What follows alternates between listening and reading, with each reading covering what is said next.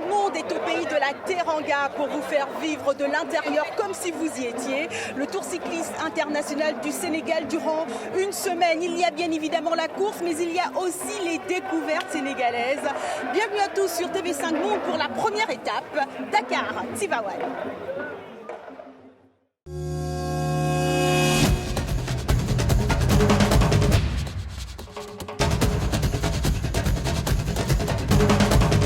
12 équipes venues du continent africain, du Moyen-Orient et d'Europe. Voilà le menu de cette 15e édition du Tour cycliste international du Sénégal, avec une première étape qui part de Dakar pour Tivaouane sur une distance de 92 km.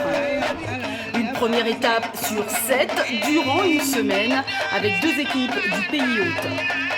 Ça y est, le Tour prend la direction de Tivaouane dans l'ouest du pays, près de Thiès.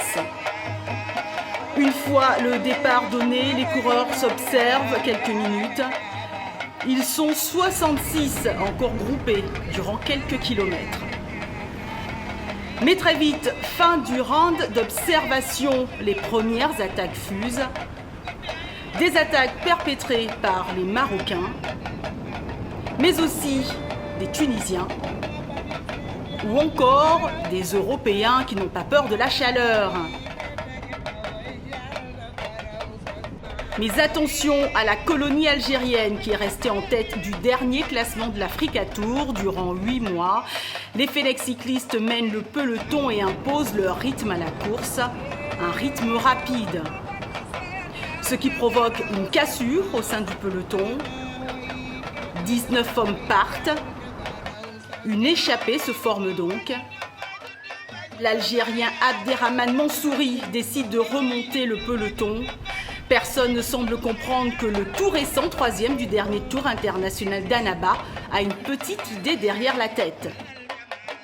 Ni plus ni moins, Mansouri part et lâche ses compagnons d'échappée qui le regardent filer vers une victoire en solo.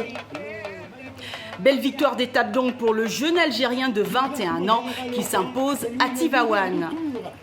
Une belle journée pour l'Algérie qui figure dans les 5 premiers au classement général avec 12 secondes d'avance pour le leader. Le pays de la Teranga, c'est également l'appel de la prière, c'est son balard, mais aussi et également ses artisans. Quoi de mieux que le village artisanal de Soumbédioune pour vous faire savoir ce savoir-faire sénégalais. Bon, le village a été fondé en 1960, presque après l'indépendance, parce que c'était un milieu de travail aussi qu'on avait vraiment trouvé pour les artisans.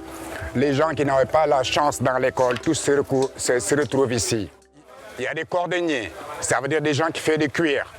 Il y a des gens, des bijoutiers, celui qui fait des bijoux. Il y en a aussi des gens qui font des tissus, des tissages. Il y en a aussi des gens qui font différents trucs, ça veut dire des récupérateurs. Et tout ça, donc, c'est des gens qui essaient de gagner leur vie. Et le village, donc, c'est organisé dans une marché de business. Et le marché, par exemple, familial, parce que nous tous, on fait la même vie ici. On se rencontre, on passe la journée et on essaie de gagner quelque chose par exemple, dans le respect et dans le travail. Et il y a des formations aussi, parce que dans le métier de l'artisanal, c'est pas que vous venez, vous commencez à dire tu sais combien ça vaut, non. Il faut commencer par le début, il faut savoir couper le bois, il faut savoir sculpter le bois, il faut faire la finition et après il faut exposer, après il faut donner l'explication de ce que tu fais. Parce que là, chaque chose que vous voyez a une petite explication. Il y a 300 magasins et plus que ça, parce qu'à chaque fois aussi que les choses tournent bien, les choses augmentent.